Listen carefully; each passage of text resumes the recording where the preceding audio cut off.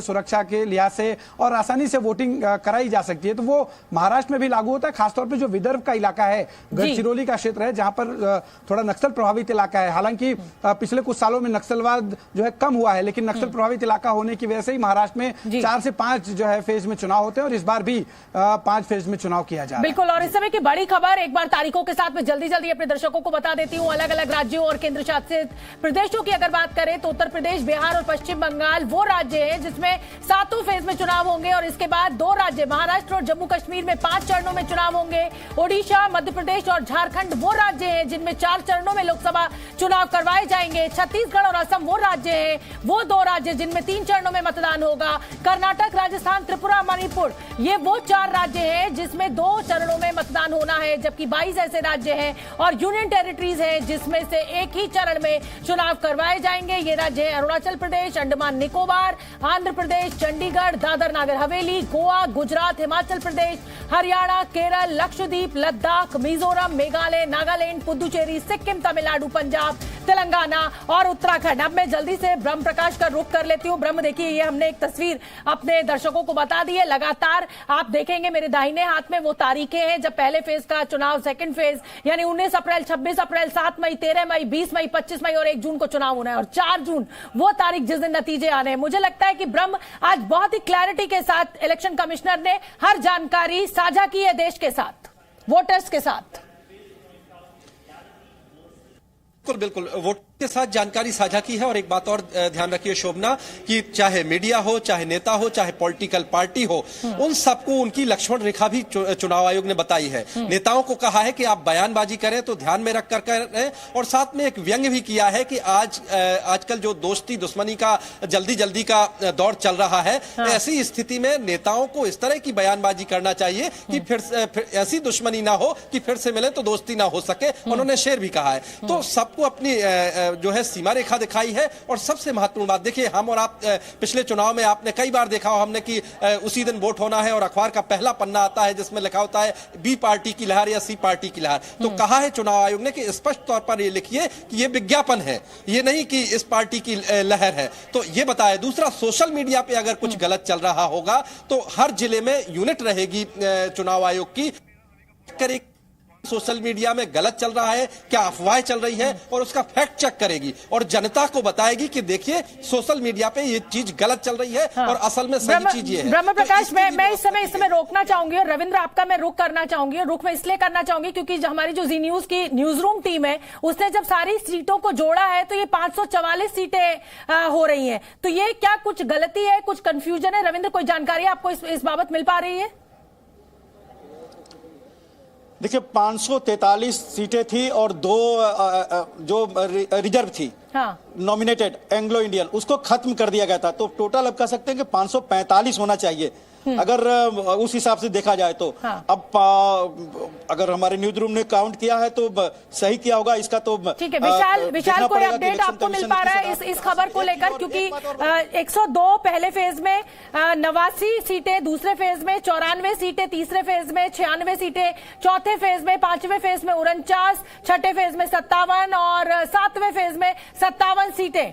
तो कुल मिलाकर ये जो आंकड़ा है ये 544 हो रहा है। विशाल, कोई अपडेट आपके पास? देखिए शोभना, इसके लिए अभी थोड़ा इंतजार करना होगा, लेकिन अगर मैं आपको उत्तर प्रदेश की इस वक्त जानकारी दूं, क्योंकि वहां की तारीखों की पूरी जानकारी इस वक्त सामने आई है। 7 चरण में जो चुनाव होने हैं, पश्चिमी उत्तर प्रदेश से एक बार फिर से चुनाव की शुरुआत यूपी में हो रही है। यानी जो सबसे महत्वपूर्ण इलाका माना जाता है पश्चिमी यूपी, वहां से ही हर बार की तरह, चाहे 2014 का चुनाव हो, 2019 का लोकसभा चुनाव हो, 2022 का विधानसभा चुनाव हो, पश्चिमी यूपी से ही चुनावों की शुरुआत होती है। और इस बार भी पहले चरण का चुनाव पश्चिमी यूपी के सहारनपुर जैसी सीटों से शुरू होगा और सबसे अंतिम चरण उत्तर प्रदेश में वाराणसी, यानी जहां से प्रधानमंत्री नरेंद्र मोदी चुनाव लड़ते हैं, वहां पर चुनाव होंगे। और सभी सीटों की जानकारी अब सामने आ चुकी है। कुल मिलाकर अगर देखिए शोभना, क्योंकि 543 सीटों पर ही लोकसभा के चुनाव पूरे देश भर में होने हैं, इस बात की जानकारी मुख्य चुनाव आयुक्त ने अपने प्रेस कॉन्फ्रेंस में दी है। बाकायदा उन्होंने इसे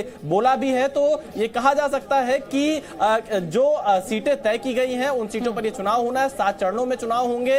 अब पूरी तरह से देखना यह होगा कि चुनाव आयोग मॉडल कोड ऑफ कंडक्ट का कितनी कड़ाई से पालन करा पाता है, क्योंकि जिस राज्य में जिस दल की सरकार नहीं होती है, जो अपोजिशन में होता है, वो लगातार एमसीसी को लेकर सवाल खड़े करता रहता है। तमाम शिकायतें चुनाव आयोग तक पहुंचती हैं। तो देखना यही होगा कि चुनाव आयोग कितनी तत्परता के साथ और कितनी तेजी से जो मॉडल कोड ऑफ कंडक्ट है उसको लागू कराता है और कैसे उन शिकायतों का निवारण करता है। लेकिन सबसे ज्यादा जो निगाहें रहेंगी शोभना जी, वो उत्तर प्रदेश में रहेंगी, क्योंकि कई बड़े चेहरे यहां से इस बार लोकसभा चुनाव लड़ते हुए नजर आएंगे। बिल्कुल रहेंगी विशाल, क्योंकि उत्तर प्रदेश से होकर ही तो दिल्ली की प्रधानमंत्री कुर्सी का रास्ता बनता है। ये तो हम कितने सालों से पत्रकारिता कर रहे हैं, यही सुनते आए और यही बताते हैं। अब मैं जल्दी से वेस्ट बंगाल में कलकत्ता से मेरे साथ सौमित सेन जुड़ रहे हैं। सौमित, पश्चिम बंगाल में भी 7 फेज का चुनाव होना है, 7 फेज में यहां पर मतदान होगा।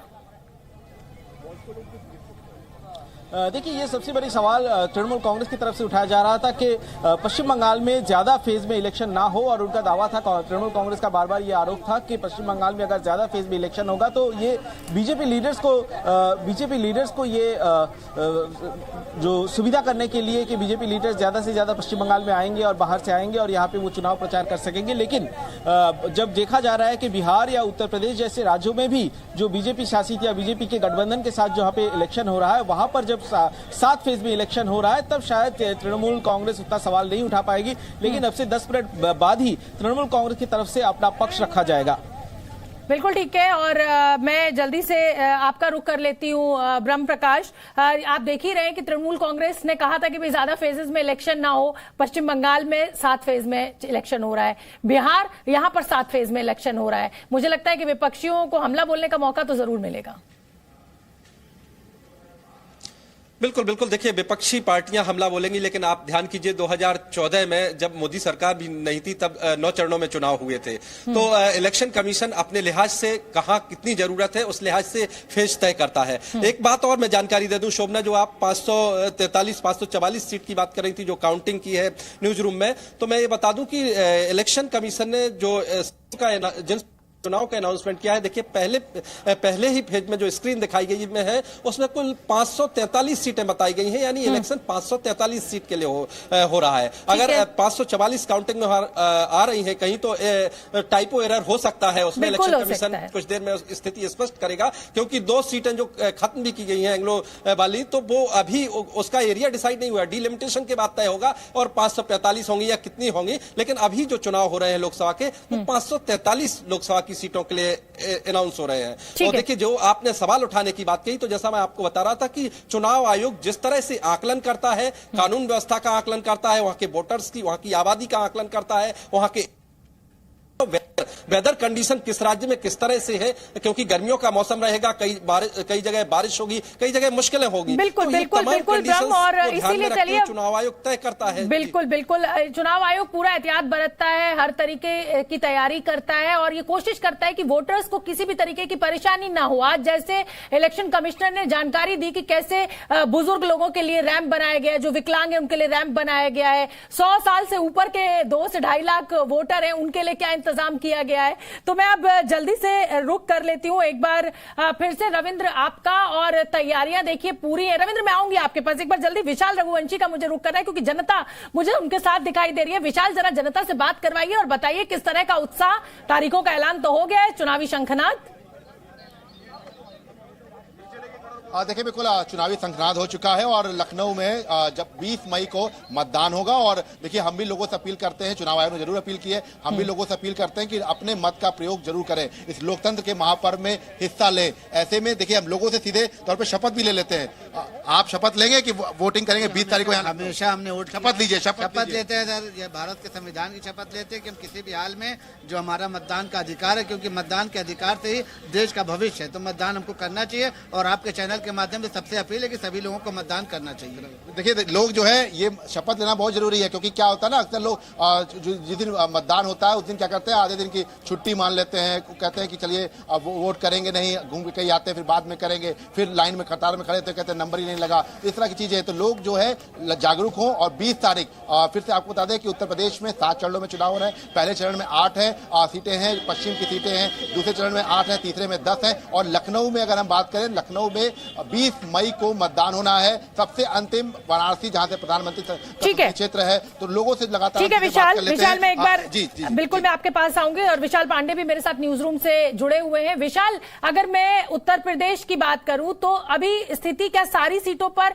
चाहे वो इंडिया गठबंधन हो और चाहे एनडीए गठबंधन, क्या सभी उम्मीदवारों की घोषणा कर दी गई है? तो क्या ये माना जाए कि अब उत्तर प्रदेश के राजनीतिक दल पूरी तरह से तैयार है या मायावती के ऊपर अभी थोड़ा सा सस्पेंस कहीं ना कहीं बना हुआ है? देखिए शोभना जी, अभी ना तो बीजेपी ने सभी सीटों पर उम्मीदवारों का ऐलान किया है उत्तर प्रदेश की, मात्र 50 लोकसभा सीटों पर बीजेपी ने उम्मीदवारों का ऐलान किया है। 51 पर किया था। एक बीजेपी प्रत्याशी जो बाराबंकी से है, उन्होंने चुनाव न लड़ने का निर्णय लिया था। यानी अभी लगभग जो मैं विशाल बस 10 सेकंड के लिए आपको रोकूंगी। हमने एक सवाल खड़ा किया था कि 543 लोकसभा सीटों में, लेकिन काउंटिंग 544 हो रही है, तो वो मैं कंफ्यूजन अपने दर्शकों का दूर करना चाहती हूँ। मणिपुर की एक सीट पर 2 दिन चुनाव होगा। ये हो सकता है कि क्योंकि वहां पर स्थिति तनावपूर्ण है, उसको देखते हुए एक कंस्टिट्यूएंसी के लिए 2 दिन चुनाव होगा। यानी आधे इलाके में एक दिन और बचे हुए आधे इलाके में दूसरे दिन, और इसीलिए ये काउंटिंग जो है हमारी 544 हो रही थी। विशाल, अपनी बात पूरी कीजिए।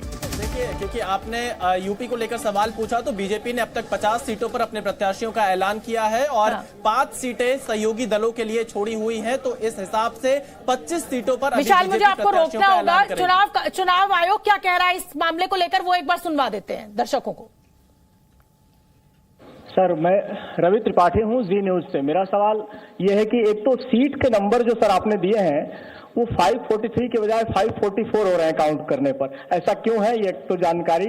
So first of all, I must congratulate that you have calculated it's 544, not 543. I never guessed that anybody would so quickly calculate this. कि ये 543 सीट है, तो 544 टोटल में कैसे आ गई? एक कॉन्स्टिट्यूएंसी में 2 बार इलेक्शन होंगे, विच इज इन मणिपुर, तो वो 2 बार काउंट हो रहा है, इसलिए 544 है। सर, मैं रवि त्रिपाठी हूं, जी न्यूज से। मेरा सवाल यह है कि एक तो सीट के नंबर जो सर आपने दिए हैं वो 543 के बजाय 544 हो रहे हैं काउंट करने पर, ऐसा क्यों है? ये तो जानकारी। So first of all, I must congratulate that you have calculated it's 544, not 543. I never guessed that anybody would so quickly calculate this. कि ये 543 सीट है, तो 544 टोटल में कैसे आ गई? एक कॉन्स्टिट्यूएंसी में 2 बार इलेक्शन होंगे, विच इज इन मणिपुर, तो वो 2 बार काउंट हो रहा है, इसलिए 500। तो वही जी न्यूज के सभी रिपोर्टर्स को सलाम है। और देखिए, अब congratulate election commissioner Rajiv Kumar ने भी किया है। जी न्यूज संवाददाता रवि त्रिपाठी ने पकड़ लिया कि ये 543 की जगह 544 सीटें हैं, और हम इंतजार कर रहे हैं कि रवि त्रिपाठी हमारे साथ लाइव जुड़े। लेकिन उससे पहले मैं न्यूज रूम का रुख करना चाहूंगी, और हमारे साथ जो विशाल पांडे है वो भी कुछ इसी तरह के मास्टर है, वो बहुत जल्दी पकड़ लेते हैं हर तकनीकी पहलू को। तो विशाल, आप हमें उत्तर प्रदेश की सीटों का तकनीकी एंगल और कैलकुलेशन समझा रहे थे, गणित। देखिए शोभना, बिल्कुल आपने जो सवाल पूछा था उसके मुताबिक यही कि अभी दोनों ही, चाहे वो इंडिया गठबंधन के दल हो या एनडीए गठबंधन के दल हो, उनकी सभी सीटों पर प्रत्याशियों का ऐलान नहीं हुआ है। यानी आने वाले 4-5 दिनों के अंदर अभी जो दोनों गुट हैं वो अपने अपने प्रत्याशियों का ऐलान कर देंगे, और उसके बाद हमें चुनावी कैंपेन का आक्रामक रूप दिखाई देगा। जो बड़े नेता हैं दोनों ही गुटों के, वो कैंपेनिंग करते हुए नजर आएंगे। तो पूरी तरह से, क्योंकि राजनीतिक गर्मी हमें उत्तर प्रदेश में इसलिए दिखाई देगी, प्रधानमंत्री यहां से चुनाव लड़ेंगे, रक्षा मंत्री यहां से चुनाव लड़ेंगे, इस बात की चर्चा है। राहुल और प्रियंका भी उत्तर प्रदेश से चुनाव लड़ सकते हैं, अखिलेश यादव चुनावी मैदान में होंगे। तो कई ऐसे बड़े चेहरे हैं जो लोकसभा का चुनाव उत्तर प्रदेश से लड़ेंगे। और जैसा कि हर बार हम ये कहते हैं कि दिल्ली का रास्ता यूपी से होकर जाता है, क्योंकि सबसे ज्यादा सीटें, 80 लोकसभा सीटें यूपी से आती हैं, और इसीलिए राजनीतिक दलों की सबसे बड़ी तैयारी, सबसे ज्यादा तैयारी यूपी में ही होती है। बिल्कुल विशाल, और आपने बिल्कुल ठीक कहा। और अब देखिए, जी न्यूज संवाददाता रवि त्रिपाठी हमारे साथ जुड़ गए, और मैं चाहती हूं कि मैं रवि त्रिपाठी को इस समय स्क्रीन पर दिखाया जाए। और रवि त्रिपाठी ने आज कमाल कर दिया है। इलेक्शन कमिश्नर ने जो प्रेस कॉन्फ्रेंस की और जो सीटें बताई, तो रवि, आप तो मतलब आपके लिए गाना गाने का मन कर रहा है, क्या गजब करते हो। आपने तो इलेक्शन कमिश्नर को आज पकड़ लिया और बोला भैया आपने 543 नहीं 544 सीटों का हिसाब दे दिया।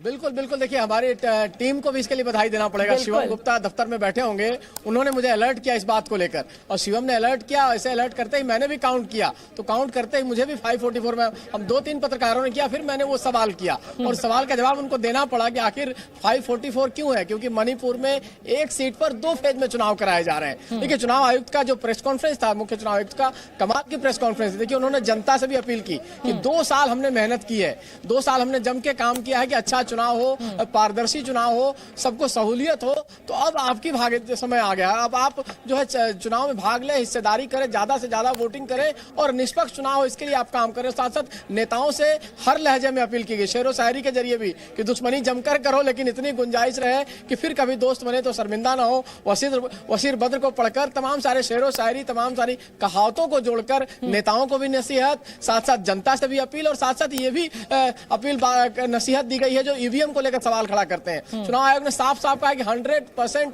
ईवीएम सिक्योर है, ईवीएम पर कोई सवाल खड़ा नहीं किया जा सकता है, और जो लोग डब्बा लेकर बैठ जाते हैं और ये चुनाव ईवीएम पर कहीं ना कहीं सवाल खड़े करते हैं, उनको चुनाव आयोग की वेबसाइट जानी चाहिए, उनको पढ़ना चाहिए, सारी जानकारी उस वेबसाइट में दी हुई है, ईवीएम कहीं से गलत नहीं हो सकता है।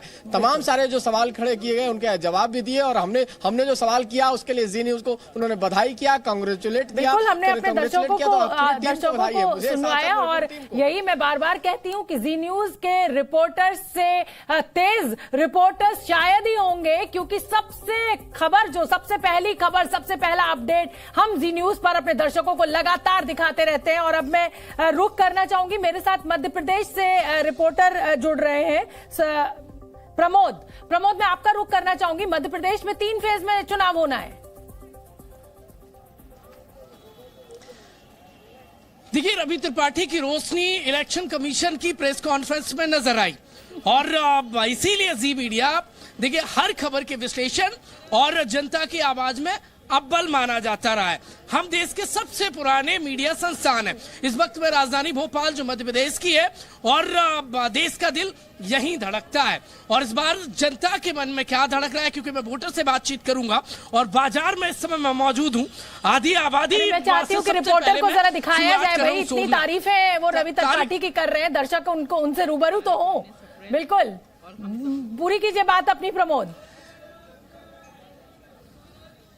देखिए, आधी आबादी की पूरी बात इस वक्त में राजधानी भोपाल जो मध्य प्रदेश है और देश का दिल कहा जाता है, वहां पर मैं आधी आबादी से बातचीत करूंगा, पूरी मन की बात जानूंगा। इलेक्शन कमीशन ने लोकसभा चुनाव की तारीखों का ऐलान कर दिया। इस बार मुद्दे कौन से देख रहे हैं आप? मुद्दे इस समय हम लोग अयोध्या देख रहे हैं। अच्छा। और उससे हम लोग सब लोग बहुत प्रसन्न हैं कि भव्य हमारा जो 500 साल का टारगेट था वो पूरा हुआ, और मोदी जी को हर हर मोदी और घर घर मोदी जी देख रहे हैं। ये हाथ दिखाइए, आपने तो मेहंदी लगवा ली है। आज हमने मेहंदी लगाई है, और आचार संहिता के उपलक्ष्य में सबको आगामी, क्योंकि ये हमारा बहुत बड़ा पर्व है लोकतंत्र। शोभना, इनको सुन लीजिए एक बार। नाम क्या है आपका? मेरा नाम लवीना केरकेटा है, मैं छिंदवाड़ा से हूँ। छिंदवाड़ा से? छिंदवाड़ा में तो पर कांग्रेस पार्टी की बल्ले बल्ले रहती है पिछले लास्ट कई इलेक्शन में रहती है, पर इस बार हमें पूरा यकीन है कि हम बीजेपी को बहुमत से लेके आएंगे और विवेक बंटी साहू जी का पूरा सहयोग करेंगे। अच्छा। और मंदिर की वजह से मन बना लिया बीजेपी? मंदिर की वजह से हमारा पूरा। थोड़ा आगे बढ़िए, वो मुझे एक फल का टोकरा, फल का ठेला भी दिखाई दे रहा है। प्रमोद जरा वहां तक पहुंचिए और बात करवाइए। बिल्कुल। मार्केट बहुत बड़ा है, तारीखों का ऐलान हो गया है। भाई साहब, क्या नाम है आपका? राजीव कुमार। लोकसभा चुनाव की तारीखों का ऐलान हो गया, इस बार मुद्दे क्या है इलेक्शन के? मुद्दे तो वही बेरोजगारी, एम्प्लॉयमेंट, और जो मंदिर का भी मुद्दा था तो वो तो सॉर्ट आउट हो चुका है। क्या नाम है आपका? राजीव बताया तो। क्या करते हैं राजीव जी? मैं सर्विस करता हूँ। आज तो राजीव ही राजीव नजर आ रहा है। एक चुनाव मुख्य आयुक्त है, एक आप हैं, मार्केट में मिल गए। मार्केट बहुत गुलजार है, तो आपको कौन सा मुद्दा लग रहा है कि उसमें मोहर लगाने वाले हैं?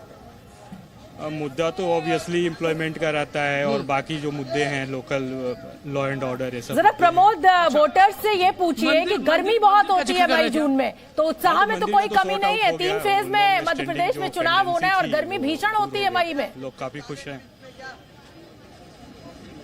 मध्य प्रदेश में 4 फेज में इलेक्शन हो रहे हैं इस बार, और गर्मी का समय रहेगा, तो वोटर को कोई दिक्कत तो नहीं रहेगी पहुंचने में मतदान के 4 फेज में? सॉरी, तो जो बुजुर्ग हैं उनको तो दिक्कत आती है, और इसके लिए चुनाव आयोग को देखना चाहिए और प्रबंध करना चाहिए आने जाने के लिए।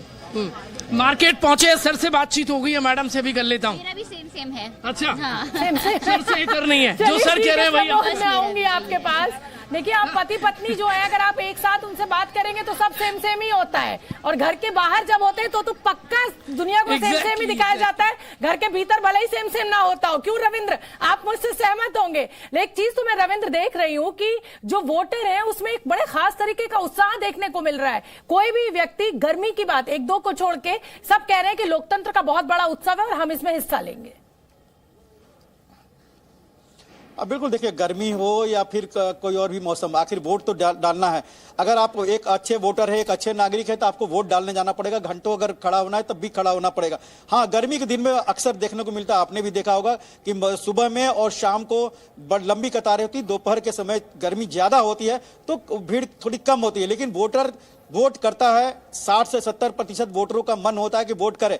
15-20% अभी भी भारत की ऐसी आबादी है जो वोटर है, वो जो वोट के दिन जो छुट्टी मिलती है उसको एंजॉय करना चाहते हैं। और इसीलिए कई बार ये आवाज उठी कि मैंडेटरी वोटिंग का एक प्रस्ताव रखा जाना चाहिए, मैंडेटरी वोटिंग करना चाहिए। हालांकि इस पर कोई सहमत अभी तक नहीं हुआ। 3 बातें और जरूर जल्दी से बता दूं आपको, जो इलेक्शन कमीशन ने कहा। पहली, जो वोटर है उनके लिए सबसे बढ़िया बात है कि 12 तरह के आइडेंटिफिकेशन के जरिए अगर कोई भी एक कागज हो तो वो वोटिंग के लिए उपलब्ध वोटिंग कर सकते हैं। उसमें लेबर मिनिस्ट्री द्वारा जारी स्मार्ट कार्ड को भी इस बार जोड़ दिया गया है। बाकी तो पहले से आधार कार्ड हुआ, पासपोर्ट वगैरह जितने रहते हैं। और दूसरी बात, इलेक्शन कमिश्नर ने, चीफ इलेक्शन कमिश्नर ने एक बहुत बड़ी बात बोली है कि क्रिमिनल रिकॉर्ड का जो भी कैंडिडेट होगा, पहले की तरह वो अखबार और टीवी में तो अपना देगा ही डिटेल, लेकिन पार्टियों को भी ये बताना होगा। देखिए, बड़ी बात उन्होंने कहा कि पार्टियों को भी बताना होगा कि क्रिमिनल रिकॉर्ड के कैंडिडेट को उसने क्यों दिया, क्या उनके पास कोई ऑप्शन नहीं था। ये एक बड़ी बात। और जनता को भी जानने का अधिकार है, उसके भी टेक्नोलॉजी दिया गया। और तीसरी बात मैं बता दूं जल्दी से कि प्रधानमंत्री ने भी कहा, इलेक्शन कमीशन का आज फैसले का स्वागत किया है कि बीजेपी और एनडीए पूरी तरह से तैयार है चुनाव के लिए। बिल्कुल ठीक है, मैं जल्दी से रवि त्रिपाठी का भी रुख कर लेती हूँ। रवि, मुझे लगता है कि अब राजनीतिक दलों में बड़ी तेजी देखने को मिलेगी। बहुत सारी सीटें हैं, उम्मीदवारों के नाम घोषित नहीं हुए हैं, और अब मुझे लगता है कि बहुत फुर्ती दिखाई देगी और अब जल्दी सब चीजें आगे बढ़ेंगी। देखिए, आज राहुल गांधी की यात्रा भी खत्म हो गई है और अब रविंद्र बता ही रहे हैं कि प्रधानमंत्री भी कह रहे हैं कि हम तैयार हैं। अब बिल्कुल देखिए, रविंद्र जिस पार्टी को कवर करते हैं उसका बड़ा इंटरेस्टिंग डाटा है कि 272 अभी चाहिए आपको बहुमत के लिए। अभी तक 272 सीट के नाम भी बीजेपी तक अनाउंस नहीं कर पाई है। जो 400 पार का दावा कर रही है वो भी 272 से कम सीटों का नाम अनाउंस कर पाई है। कांग्रेस की जहां तक बात करें तो उसका जो रेशियो है उसके हिसाब से वो 82 सीटों पर नाम अनाउंस कर पाई है। माना जा रहा है कि 18 तारीख को, यानी आने वाले 18 तारीख को दोनों पार्टियों की सीईसी होने वाली है और उसमें जल्द से जल्द ज्यादा से ज्यादा नामों का ऐलान किया जाएगा। हालांकि लंबा फेज चलने वाला, तो फेज वाइज भी पार्टियां भी उसी हिसाब से नाम अनाउंस करती हैं कि जैसे जैसे फेज हो, जैसे जैसे नॉमिनेशन, बेसिकली नॉमिनेशन सबसे इंपॉर्टेंट होता है कि नॉमिनेशन की आखिरी तारीख से पहले तक भी टिकट डिक्लेयर होते रहे हिंदुस्तान में। कांग्रेस में शीशा फूटने तक का, खिड़कियां तोड़ने तक का केस हमने देखा है। तो कहीं ना कहीं अब जल्दबाजी की जाएगी। और बिल्कुल रविंद्र, और मैं अब विशाल का भी एक बार रुख करना चाहूंगी जल्दी से। विशाल, मैं लगातार ये कहती रही हूँ, और मैं क्या कहती रही हूँ, ये तो कांग्रेस कहती रही कि साहब आप तो कहते थे कि कांग्रेस मुक्त भारत बनाएंगे, तो कांग्रेस युक्त भारत हो गया। तो क्या ये एक छोटी सी दिक्कत बीजेपी के सामने हो सकती है, क्योंकि ढेरों नेता जो हैं वो अलग अलग पार्टियां छोड़कर बीजेपी में शामिल हो गए। ऐसे में अपने नेताओं को मनाना, कार्यकर्ताओं को खुश रखना और टिकट देना, ये एक चुनौती है बीजेपी के लिए इस समय।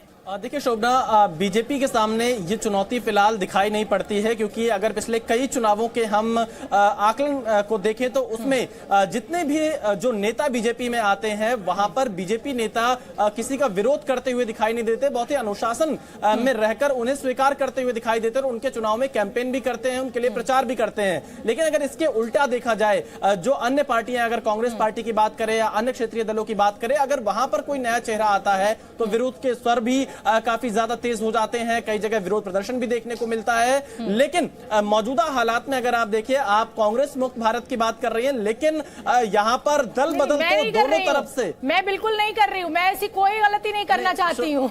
अभी चुनाव आयोग ने कहा है भाई नहीं, आप ऐसी बातें विशाल बिल्कुल नहीं कर सकते। मतलब आपने तो गजब कर दिया। भाई देखिए, मैं ये कह रही हूँ कि ऐसा कहा जाता था, कांग्रेस मुक्त भारत की बात बीजेपी करती थी, लेकिन ये तो कांग्रेस युक्त बीजेपी हो गई है। अब मैं विशाल अपनी बात जल्दी से छोटे में पूरा कर लीजिए, तो मैं एक बार जल्दी से फिर प्रमोद का विरोध कर लेती हूं। कोर्ट को ही कोर्ट किया और मैं ये कहना चाह रहा हूं कि यहाँ पर इस वक्त दल बदल का ये मौसम आता है। जब चुनाव आता है तो हर तरफ से नेता किसी न किसी दल में जाते हैं, जिसका टिकट कटता है, जिसको टिकट नहीं मिलता है वो टिकट की आस में किसी के पास जाता है, कोई किसी को हराने के लिए जाता है। तो ये एक मौसम होता है चुनाव के बाद, और इसीलिए कहते हैं।